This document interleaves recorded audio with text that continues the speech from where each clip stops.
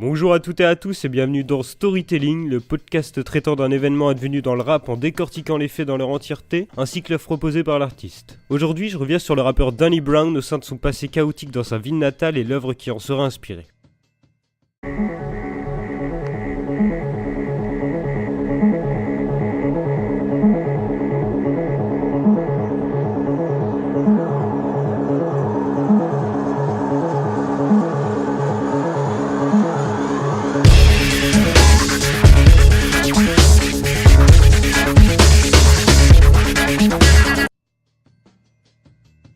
Détroit, ville au nord des États-Unis, pionnière dans l'automobile dès les années 20 grâce à l'entreprise Ford qui implantera ses usines et mettra en marche son système de travail à la chaîne, maintenant démocratisé dans le monde entier. En vue du besoin important de nouveaux salariés, la ville assistera à un accroissement de la population en un laps de temps réduit. De plus, d'autres compagnies du milieu automobile y construiront leurs locaux. Mais c'est dans les années 60, alors que le nombre d'habitants ne faisait qu'augmenter, qu'elle connut un déclin économique dû à deux facteurs majeurs. Celui paraissant comme le plus évident, c'est-à-dire le déplacement des entreprises dans des pays étrangers. Car voyant qu'elles perdaient des parts de marché face aux concurrents d'outre-mer, une grande partie d'entre elles désertèrent la ville, laissant alors 12 fois moins d'emplois. L'autre raison, et pas des moindres, fut les émeutes en 67 suite à la revendication des droits civiques des Afro-Américains. On y verra des familles partant du sud, région où les problèmes raciaux étaient encore très présents, pour s'installer dans Détroit, une ville avec des conditions de vie soi-disant meilleures. La vérité était moins resplendissante. En effet, des tensions raciales entre blancs et noirs se créèrent, obligeant la population à ne pas se mélanger dans les mêmes quartiers. Aussi, les usines ne souhaitaient pas toujours embaucher des travailleurs noirs pour des postes à responsabilité. De ce fait, on voit le chômage augmenter et donc la création de quartiers très pauvres. Mais c'est durant la nuit du 23 juillet que tout bascula, lorsque les policiers commencèrent à interpeller de nombreuses personnes de couleur noire dans la soirée. Cela créera cette fameuse manifestation durant alors 3 jours, et où des magasins seront pillés entraînant une confrontation entre la police et les habitants.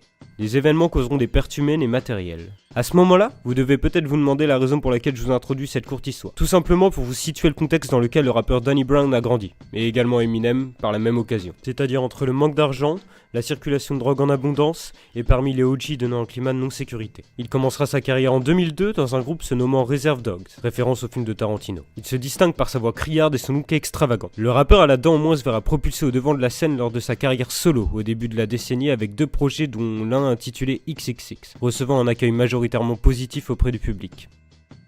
Une apparition dans la liste des freshmen du magazine populaire XXL ne fera qu'augmenter sa cote, fréquentant la nouvelle vague de rappeurs comme A$AP Rocky ou Schoolboy Q, ou encore la scène électro lui permettant d'accéder à un deal sous le label de Fool's Gold Records du DJ A-Track. Il sortira son 3e projet en 2014, Old, l'installant confortablement dans le paysage rapologique. Sweating like I'm in a rave. Been in this room for 3 days. Think I'm hearing voices. Paranoid and think I'm seeing ghosts. Oh shit. Phone keep ringing, but I cut that shit off. Only time I use it when I tell a dealer drop it off. Had a threesome last night, ain't matter what it costs. Couldn't get it hard, tried to stuff it in soft. Had to fuck them both raw. Keep my fingers crossed. Been grinding on my teeth so long it's swelling up my jaw. Nothing on but my bathrobe and pinky ring. The worst nightmare for me is a normal drink. And I learned anything. It's don't nod off with your motherfucking cigarette burning. Knocking on the door, but I won't answer. Residue on mirrors, chow dancer. And it's the downward slide. Mais pour bien comprendre la personnalité du rappeur ainsi que ses faiblesses, il va falloir que je vous parle de son 4e projet, Atrocity Exhibition, sorti en 2016. Exposant sa façade la plus sombre de lui-même sur les productions expérimentales apportant une cohérence du début jusqu'à la fin. Dérangeant, c'est le mot qui me vient à l'esprit lorsque je suis confronté à l'album. Ce que Brown raconte dans ses textes n'est pas toujours plaisant à entendre. Il nous dépeint sa réalité face à son environnement et les vices auxquels il est confronté. Le titre n'a pas été choisi au hasard, bien au contraire. Il y avait déjà pensé en 2011 lorsqu'il sortait sa mixtape XXX. Voulant l'utiliser pour cette œuvre, il s'est dit alors qu'il serait plus judicieux de laisser le temps défiler pour l'appliquer plus tard. Il apporte à ce groupe de mots une signification directement inspirée par le titre du même nom de Joy Division, c'est-à-dire la perception que son public se fait de lui et ce qu'ils attendent de sa part. Car dès le début de sa carrière, il lui fut attribué des caractéristiques de mec barré, toujours défoncé et instable. Il faut dire qu'entre sa coupe de cheveux en pétard, sa voix aiguë et son rire décalé, il y avait de quoi. Mais d'ailleurs, c'était plutôt le cas, avec une enfance difficile au sein d'une famille pauvre de Détroit où son père devait vendre de la drogue pour nourrir sa famille. Et où Brown, père à 16 ans, a dû le faire à son tour dès ses 18 ans, entraînant chez lui une consommation régulière. Finalement, le problème était plus profond que ça, car lorsque nous pouvons le percevoir comme un divertissement à l'échelle musicale, lui ne faisait que subir les drogues et son rôle de stoner. Voilà ce qu'insinue le titre. Il est exhibé, son potentiel de divertissement se fait sucer jusqu'à la moelle. Il se positionne comme la bête de foire de sa propre vie face aux autres. Solution, exposer ses faiblesses tout au long de l'œuvre.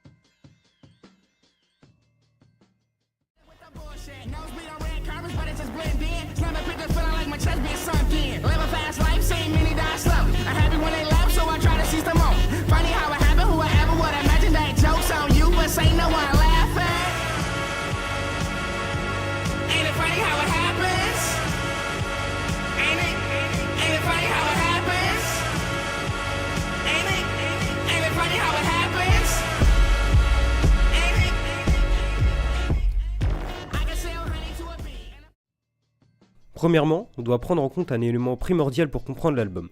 Le rappeur présente deux flows variants entre les morceaux. L'un criard, reflétant les moments les plus durs de sa vie avec un point de vue brutal et sans concession, décrivant ses actions les plus trash. Dans le son Lost, il revient sur l'époque où il s'adonnait à la vente de cocaïne ainsi qu'à sa consommation. Entre les clients toquant régulièrement à la porte et la farine traversant ses narines, son esprit s'engouffre dans la paranoïa.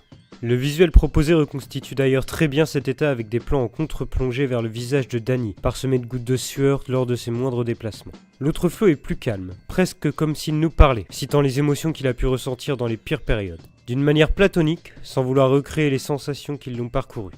Le discours est particulièrement présent dans Downward Spiral, introduisant l'album, où il cite les symptômes mentaux et physiques qui le touchent. Des choses plutôt concrètes comme le fait qu'il entend des voix résonner dans sa tête ou aperçoit des fantômes. En me penchant avec plus d'assiduité sur les lyrics, j'ai constaté à quel point ce disque était dur, me poussant à accepter une réalité peu reluisante.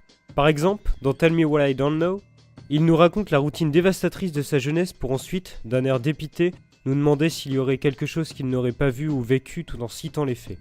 Il répète alors dans le refrain « La nuit dernière, mon pote s'est fait tuer près d'une épicerie, se faisant tirer dessus en allant chercher un blunt. » Tous ces imprévus rythmant sa vie lui paraissent banals. Il est retranscrit avec une facilité déconcertante. En parcourant l'album, j'ai remarqué l'utilisation récurrente d'une image, celle de la pluie. Elle est l'allégorie du désastre lui tombant dessus. Le morceau le plus parlant est When It Rain, ne serait-ce dans le refrain lorsqu'il nous met en garde « Lorsqu'il pleut, il tombe des cordes ». Expression soulignant le fait que si quelque chose tourne mal, la suite risque d'être pire.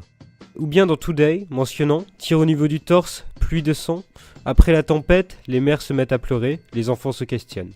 La pluie de sang étant la conséquence lors d'une pluie de balles. » En parallèle se trouve le deuxième élément nous permettant d'être plongé pleinement dans cette ambiance lugubre. Les productions. Le rappeur s'est dirigé vers des sonorités plus expérimentales que ses précédents projets, amenant avec lui ses larges influences. Chose notoire avec les samples utilisés par son compère anglais de toujours, Paul White, produisant les 3/4 de l'album. Il passe par des sons variés tels que des notes de piano composées par Raz Méziné, initialement prévues pour la bande originale du film Hellraiser 6, des synthés utilisés dans des films de science-fiction ou bien une chanson interprétée par une vocaliste de Shanghai sur une compilation presque inconnue. Les productions grouillent de petits détails qui, mélangés, donnent cette atmosphère dérangeante, nous poussant toujours à rester sur nos gardes, tout comme l'esprit de l'interprète. Le constat qui nous fait se résume à l'image d'une spirale sans fin, l'entraînant vers les abysses de l'enfer. Ce terme reviendra de manière récurrente, montrant que les mauvaises actions et autres événements dramatiques se reproduisent en boucle sous forme de cycle, où il croit en sortir mais il revient de plus belle.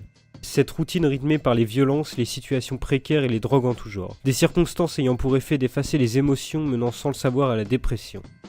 Mais il serait faux de dire que tout n'est que désillusion. La dernière tracte ponctue l'œuvre sur une remise en question de Brown, pensant pouvoir enfin comprendre ce qu'il désire, pouvant enfin se voir dans le miroir, s'échappant alors de ses addictions, blâmant le monde superficiel de l'industrie musicale, sachant alors ce qu'il veut faire désormais. Il dira « Je veux juste faire de la musique, rien à foutre d'être célèbre, car les morceaux que j'écris seront mon héritage. » Voilà, c'est tout pour ce podcast, en espérant que ça vous a plu et donné envie de vous pencher vers l'artiste qui est pas toujours très accessible musicalement.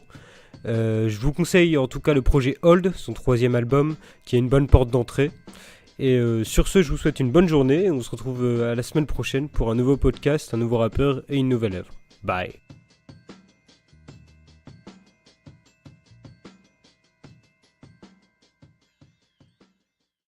Count bars, y'all be count sheet, no cheat sheet, get it out the mud, get it how you live while I'm out here in the field. My nigga wake up, wipe the cold out your eyes, it's a cold, cold world, but even hotter when you die, so no trials to do. What about you. Work hard for where I'm at, do the same thing too.